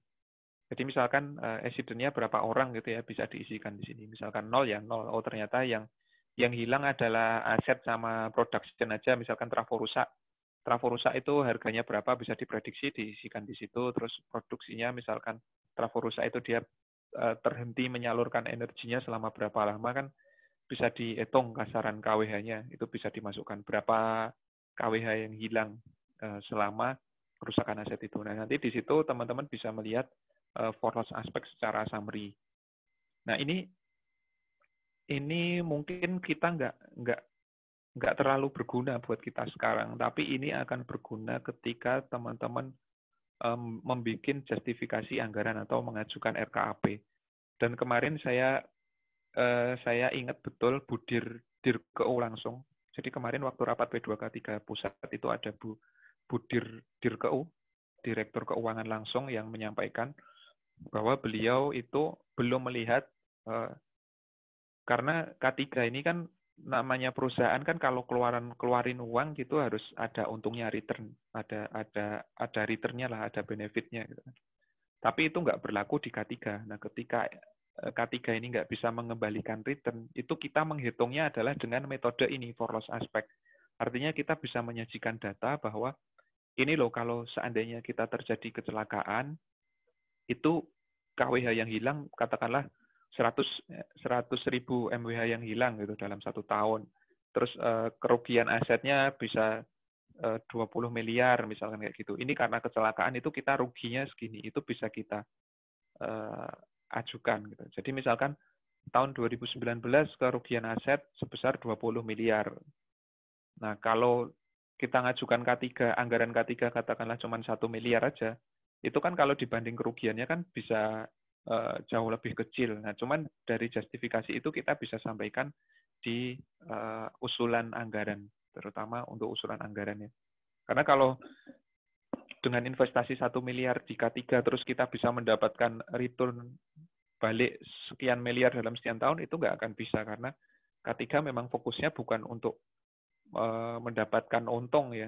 Jadi memang nggak bisa. Contoh misalkan kayak seperti kita membeli peralatan fire proteksi itu kan dibeli memang bukan untuk dipakai dan memang nggak menghasilkan seperti itu. Tapi itu harganya, investasinya bisa dibilang cukup mahal. Nah kalau kita nggak bisa menyajikan data yang seperti ini, for loss aspect, itu kemungkinan besar kita juga pengajuan anggaran kita akan ditolak. Seperti itu. Nah terus mungkin untuk tutorial teman-teman bisa buka di inspirasi.net ya. Ini saya perlu ini nggak sih? Saya perlu simulasi webnya nggak? Kayaknya teman-teman udah jalan kan ya? Sampai sini ada yang mau didiskusikan lagi? Bapak Ibu semua.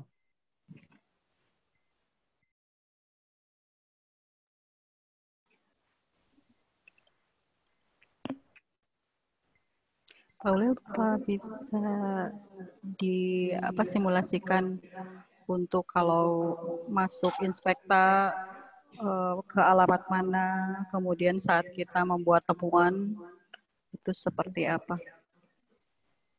Oke. Untuk masuk ke dalam aplikasi ya.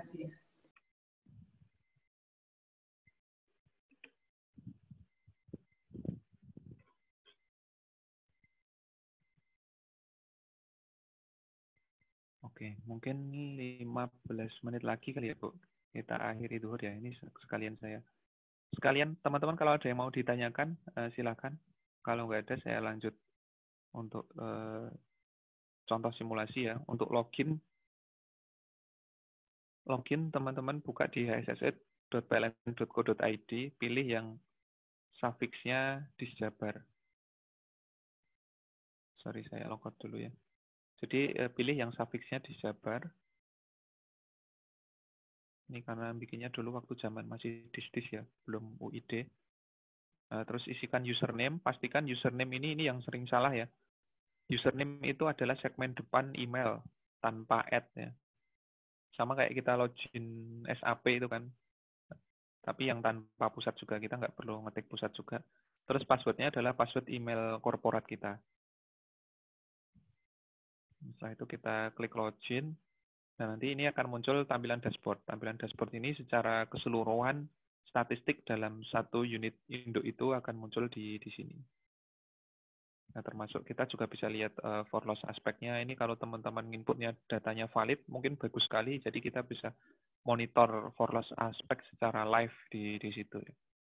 Mungkin sesekali bisa kita, teman-teman unit bisa menyelenggarakan semacam rekon ya, rekonsiliasi data lah, rekon data terkait for loss aspek seperti itu. Mungkin diluangkan sekitar 6 bulan sekali atau 1 tahun sekali, itu bagus sekali. Ini di sini muncul statistik secara umumnya. Kalau untuk input finding bisa diklik di sini, input finding. Pilih subunitnya, pilih unitnya, UP2K, UP3, misalkan UP3 Depok, seperti itu.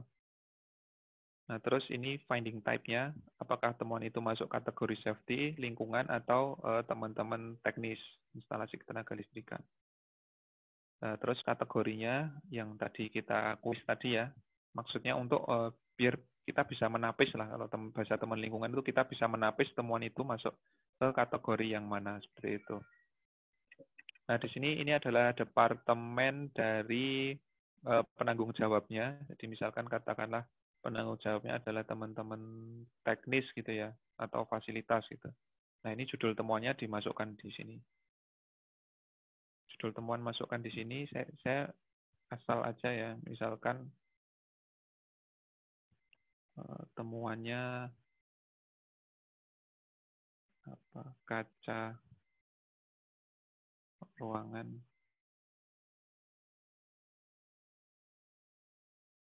Nah, misalkan kayak gitu ya.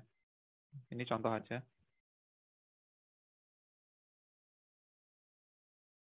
Nah, lokasinya misalkan di lantai 2 atau ruang apa gitu. Ruang Bili-Bili misalkan. Ruang Bili-Bili di Jabar. Nah, di sini kita juga bisa masukkan finding text. Finding text-nya ini di sini masih kosong. Sebenarnya finding text ini fungsinya sama kayak hashtag-nya Instagram. Jadi kalau teman-teman nge-post status Instagram itu kan misalkan hashtag ayam bakar gitu kan. Nanti ketika kita ngeklik hashtag-nya ayam bakar, semua yang status dengan hashtag ayam bakar itu akan muncul semua di situ. Terus ini hazard-nya, masuknya hazard apa, temuan itu misalkan hazard fisikal, terus kita juga bisa menilai resikonya, memprediksi resikonya ya dia masuk medium risk, tapi ini sifatnya opsional, nggak wajib, kita bisa input. Nah, setelah itu kita klik input tadi. Nah, setelah itu, ini statusnya masih draft. Ketika status masih draft, ini belum dideteksi atau belum terlihat di monitornya si moderator. Kita harus klik publish dulu. Nah, setelah masuk publish, nanti akan muncul di tampilannya si moderator. Nah, nanti di muncul tampilan moderator, ini kita bisa review. Nanti akan muncul seperti ini, karena kebetulan akun saya admin ya, jadi saya bisa review. Nah, di sini upload foto bisa taruh di sini, finding. Ini nanti untuk closing-nya bisa ditaruh di sini. Dan ini kalau mau manage tag-nya tadi ya. Tag ini tadi bisa dibikin custom oleh teman-teman admin. Teman-teman bisa request tag tertentu ya, misalkan inspeksi K3, itu bisa dibikin tag-nya. Jadi nanti temuan terkait inspeksi K3 bisa. Terus misalkan audit SMK 3 2020 misalkan mau pakai itu, nanti ketika unit UP3 ada audit SMK 3 2020, temuan-temuan audit itu bisa masuk itu semua. Ketika masuk situ semua dengan tag itu, misalkan katakanlah 10 UP3 ada audit, masukkan dengan tag itu semua. Nah, nanti ya kita bisa lihat di 2020 itu temuan terkait audit SMK 3 2020 itu ada berapa, nanti bisa kita monitor di progress monitoring dalam satu tampilan seperti itu ya. Itu juga bisa kita ekspor ke Excel seperti itu. Nah, ini review finding, kita nentukan PIC-nya. Misalkan bagian fasilitas ya, deadline. Nah, untuk deadline ini bisa custom, cuman seperti yang saya sampaikan tadi bahwa Inspekta itu benda mati, teman-teman harus berkoordinasi dengan PIC-nya. Jadi kita harus ada komunikasi juga dengan penanggung jawab. Jadi ada komunikasi kira-kira temuan kaca ini, unsafe condition ini bisa kapan diselesaikan gitu. Misalkan dalam waktu 1 minggu, 2 minggu. Intinya waktunya itu harus disepakati gitu ya. Nah terus pegawainya siapa? Misalkan ini saya asal aja ya. Pegawainya siapa? Nanti ketika PIC-nya untuk yang menindaklanjuti ini di-tag di sini, nanti di user-nya Pak Agung Wicaksono ini otomatis akan muncul temuan ini. Jadi dia bisa otomatis muncul semacam kayak ada notifikasi gitu.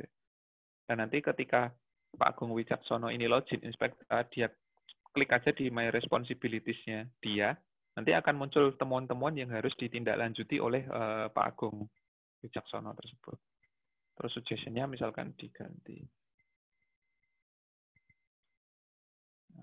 Nah, ini sebagai moderator ya, tinggal approve. Udah selesai. Nah, ini nanti statusnya kalau udah ditindaklanjuti ya bisa di-close, kalau masih progres ya progres, kalau misalkan nggak ada duit buat ganti kaca ya diusulkan RKP, misalkan kayak gitu. Nah, fotonya nanti langsung bisa di-drop, masukkan ke sini. Sampai sini ada yang mau ditanyakan, Bapak Ibu semua? Izin Pak. Boleh. Pak, aduh. Izin boleh. Atau ya udah Mbak Dita dulu ya, silakan. Aduh, Mbak Dita lagi. Makasih Kok Mas saya kayaknya Dita. ini ya, pilih-pilih ya. Ya oke, nggak apa-apa Mbak Dita lagi. Ini bertanya aja kan seperti yang tadi dibilang ya, aplikasi Inspekta itu tidak terbatas untuk orang-orang K3 saja. Pengalaman kita nih untuk yang misalnya penugasan itu masuknya jadi tugas SPV teknik misalnya ya. Terus dia kan nanti akan di-text, tapi permasalahannya misalnya si user tersebut itu jarang membuka Inspekta, jadi dia sebenarnya nggak tahu gitu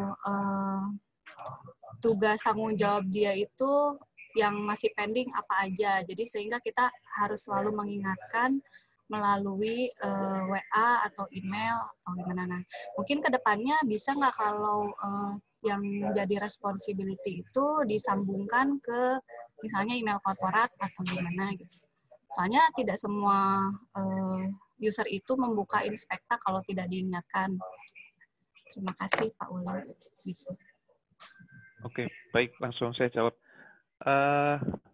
Sebelumnya Mbak Dita ini pejabat K3-nya di UP3-nya, maaf UP3 mana? Oh iya maaf, dari UP3 Purwakarta. Purwakarta. Oke, pejabat K3-nya ya.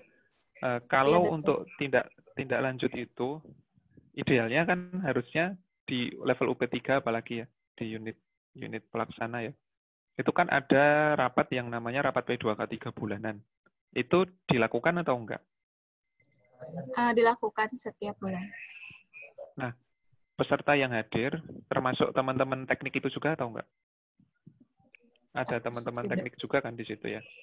Iya. Nah, sebenarnya dari rapat P2K3 itu bisa jadi momen ya untuk men-sharingkan atau istilahnya rekon data lah istilahnya ya. Kita bilang rekon data terkait temuan-temuan yang sudah masuk tuh ini aja. Jadi memang harus kita yang jemput bola juga sih ke teman-teman teknik gitu. Kita harus ajak mereka, kita harus rangkul mereka untuk mau berpartisipasi, peduli terhadap kondisi-kondisi yang nggak aman itu tadi untuk dilaporkan ke aplikasi Inspekta. Jadi itu kuncinya, salah satunya harus terutama dari momen rapat P2K3 itu bisa disampaikan di momen itu. Seperti itu. Terus tadi pertanyaan kedua apa? Saya lupa. Ini maksudnya gini, kalau diinformasikan kita sudah komunikatif misalnya ya. Maksudnya bisa nggak itu nanti ke depannya bisa langsung ke sambung juga gitu ya? Ke aplikasi lain ya, seperti itu. Betul. Kalau email itu sebenarnya udah usulan masuk dari 2017, cuman sebenarnya kami bisa aja itu secara develop juga nggak terlalu susah untuk memasukkan ke email, apalagi database email di situ udah ada. Cuman mungkin Mbak Dita bisa lihat di tampilan saya ini ya. Ini saya sebagai admin itu kita bisa melihat aktivitas yang ada di satu UID Jabar itu. Jadi di sini notifikasi saya ada 15.901 notifikasi. Mungkin nanti kalau misalkan Mbak Dita ke UID Jabar gitu ya, misalkan pindah gitu ke UID gitu kan, notifikasinya akan jauh lebih banyak lagi. Jadi pergerakan itu akan malah menjadikan bom email. Artinya kita nggak efektif.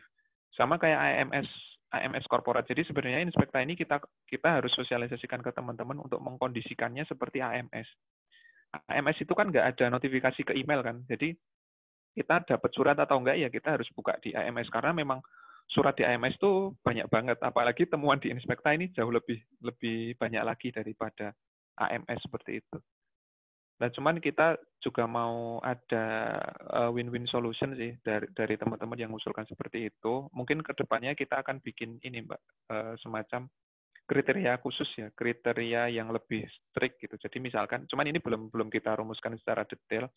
Jadi misalkan ada temuan yang nggak ditindaklanjuti selama katakanlah udah telat sehari atau 2 hari, ya itu baru email seperti itu bisa meminimalisir. Tapi kalau setiap aktivitas pergerakan itu di submit atau langsung di forward ke email ya, itu jadinya bom email. Otomatis emailnya akan lumpuh itu. Justru malah ada email yang penting malah kita ketumpuk gara-gara itu. Jadi saran saya teman-teman, terutama teman-teman teknik diajak untuk minimal buka aplikasi Inspekta seminggu itu mungkin setengah jam aja lah. Katakanlah Jumat sore atau Kamis sore gitu. Luangkan mereka untuk buka itu seminggu sekali itu udah bagus banget seperti itu. Dan terutama ditekankan di rapat P2K3 ya. Mudah-mudahan menjawab ya, Mbak Dita ya. Selanjutnya tadi dengan Boleh, Pak. Pak Ulil boleh bertanya? Sio. Sio, kemana? Yo, gue duluan nggak apa ya?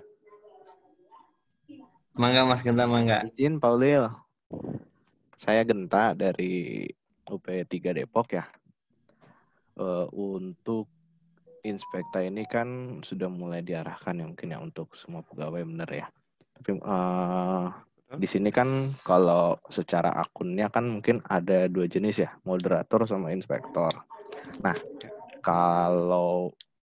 ini saya masih belum tahu batasan yang jadi moderator itu hanya untuk K3 di UP3 sajakah atau ada yang lain bisa jadi moderator gitu. Soalnya kan maksudnya kalau semua pegawai berarti kan baik level staff maupun level supervisor ataupun manajer bagian ataupun MUP3 bisa jadi akun di sini kan. Cuman kalau yang masih terdaftar Depok itu ya yang moderator masih di PJK3 UP3 saja. Apakah ada batasan lain, maksudnya udah emang terbatas di PJK3 UP3 saja atau level manajemen juga bisa masuk sebagai moderator? Kalau ini enggak Mas siapa? Mas Genta ya? Iya, betul. Mas Genta dari Depok. Kalau kriteria itu kita dari pusat nggak tentukan detail Mas, karena kondisi unit beda-beda. Artinya gini, misalkan di Depok itu manajemennya aktif ya, mereka peduli atau bahkan malah mau bantu untuk memoderasi, itu lebih bagus lagi. Jadi misalkan dari asmen tekniknya gitu ya, apalagi asmen teknik sampai mau jadi moderator itu keren banget menurut saya. Dan kalau dia mau untuk itu sih silakan. Jadi dia bisa menggunakan Inspekta untuk memonitor aktivitas distribusinya dia. Jadi temuan-temuan terkait TM, pohon mana yang dekat atau baliho mana yang dekat itu dia bisa memoderasi sendiri. Dari teknik itu lebih bagus. Jadi sebenarnya kalau dari pusat kita nggak menentukan detail sampai situ karena kondisi unit berbeda-beda. Maksudnya ketika kita tentukan ini nanti malah cocok di Jabar belum tentu cocok di Kaltimra misalkan kayak gitu. Nah, cuman saran saya sih yang jadi moderator adalah teman-teman yang di K3 dan nggak harus pejabat K3-nya ya. Jadi misalkan Mas Genta punya staffnya bisa juga dijadikan moderator atau kesepakatan lah se-UID Jabar seperti apa. Tapi kalau saran saya staf K3L itu bisa juga jadi moderator karena idealnya kalau teman-teman K3 itu mereka harusnya lebih expert karena lebih sering lihat ini unsafe action, ini unsafe condition, ini nermis, ini accident kayak gitu. Jadi mereka lebih tahu dalam mengkategorikan temuan-temuannya dia. Jadi kalau saran saya, kalau punya staff itu bisa dijadikan moderator untuk istilahnya pecah beban lah ya, biar nggak semua numpuk di satu person gitu ya. Tapi kalau di Jabar kan kayaknya nggak ada rayon ya, cuma level UP3. Ada rayon nggak sih? Ada Pak, ULP ada. Oh, ada rayon. Ada ya? Pak, Jabar ada. Banyak ya? Ya, Oh, data begitu. ULP-nya belum masuk ya di sini ya? Di database-nya. Kalau dari Depok sih memang saya masih mendaftarkan manual ya. Jadi di situ statusnya banyak masih di UP3 Depok karena pas input daftar usernya nggak bisa dipindahin. Jadi saya tadi masih proses pemindahan unit. Nah terus saya mau terima kasih Pak tadi jawabannya. Terus pertanyaan selanjutnya adalah misal ketika ada dalam satu unit UP3 Depok, misal ada 2 moderator, 2 pegawai yang jadi moderator gitu ya.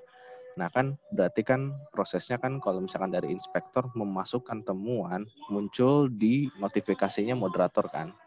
Nah di situ yang meloloskan temuannya maksudnya menyetujui atau enggaknya muncul di kedua akun moderator tersebut atau gimana Pak? Jadi kan berarti ketika ada siapapun masuk input yang bisa memoderasi mungkin nggak cuma satu orang, misalnya ada orang lain. Muncul di keduanya gitu ya? Muncul di keduanya. Betul. Oke. Jadi siapa yang duluan bisa lebih ngambil. Kan nanti kelihatan kalau itu udah di-approve kan akan kelihatan oleh moderator yang lain. Oh ini udah di-approve seperti itu. Oke. Jadi dia nggak perlu approve lagi. Kalau case gini ya Mas, misalkan ini UP3 Depok punya ULP Depok Kota. Temuannya banyak katakanlah. Di situ ada 141 temuan kan ya. Landing count ya betul. Nah misalkan dari UP3-nya kewalahan dengan temuan sebanyak itu, dari ULP Depok Kotanya juga bisa di-set ke moderator. Jadi satu orang pejabat K3 di ULP Depok Kota itu bisa juga di switch ke moderator untuk biar ULP Depok Kotanya berdikari lah istilahnya ya. Dia ngurusin temuan inspektornya sendiri gitu secara mandiri kan. Dia bisa lebih fokus ke situ gitu. Daripada yang UP3 monitoringin satu-satu, apalagi kalau ULP-nya banyak banget, ini akan jadi nggak efektif juga karena yang harus mengkomunikasikan temuan itu misalkan di ULP Depok Kota ya teman-teman PJK K3-nya ULP Depok Kota juga kan dengan teman teknisnya di ULP Depok Kota seperti itu. Kalau saran saya lebih ke situ Mas biar lebih efektif.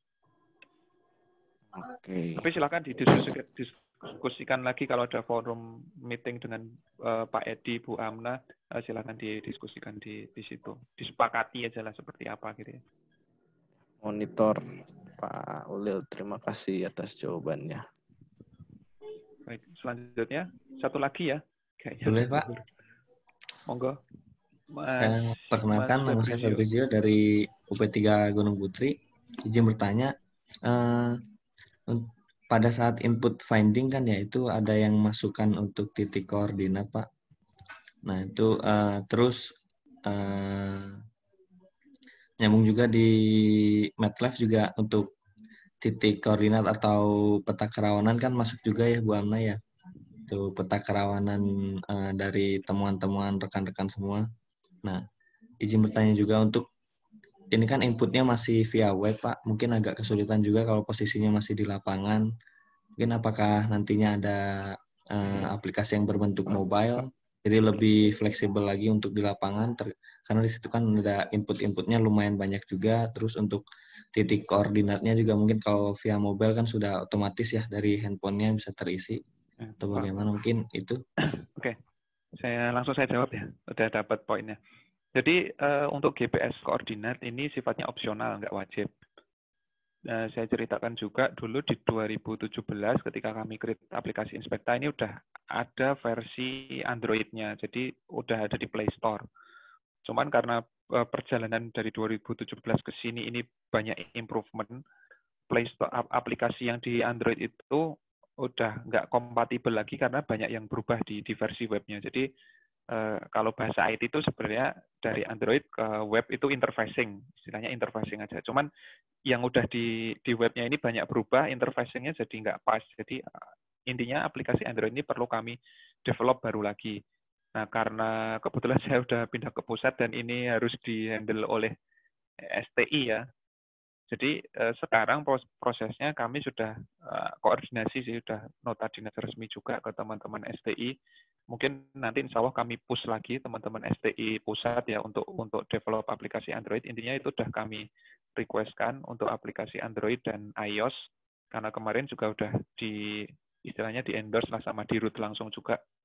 Mudah-mudahan, mohon doanya aja, mudah-mudahan tahun ini bisa develop dan mungkin awal tahun bisa kita pakai ya.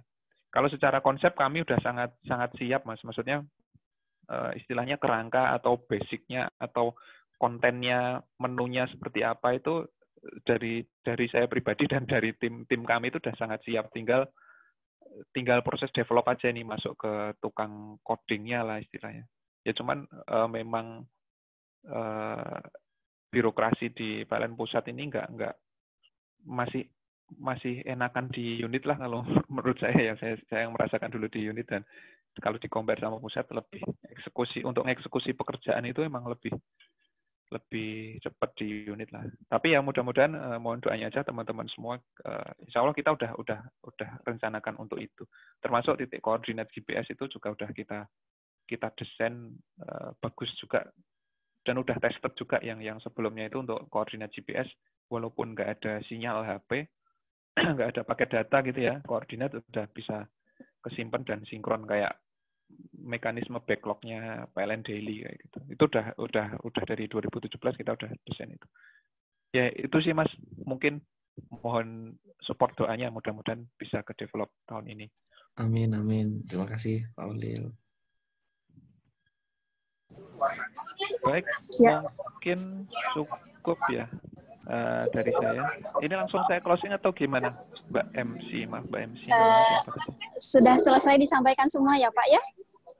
Insya Allah. Nanti kalau kurang, teman-teman silakan saya kasih link di inspirasi.net. Di situ sebenarnya ada tutorialnya. Teman-teman bisa di sini ada panduan aplikasi Inspekta ya. Silakan dibuka di inspirasi.net. Di situ juga ada majalah-majalah kami dulu, materi tentang K3 juga. Insya Allah materi yang cukup bagus lah untuk dibaca-baca. Iya, Silakan. baik. Bapak dan Ibu, sebelum ditutup mungkin kami ingatkan untuk dapat mengisi absensi ada di grup chat, sudah disampaikan oleh Ibu Amna ya Bu ya. Ya, baik Bapak dan Ibu, demikian paparan dari Bapak Ulil Amri ZA. Semoga tercerahkan tentang aplikasi Inspekta.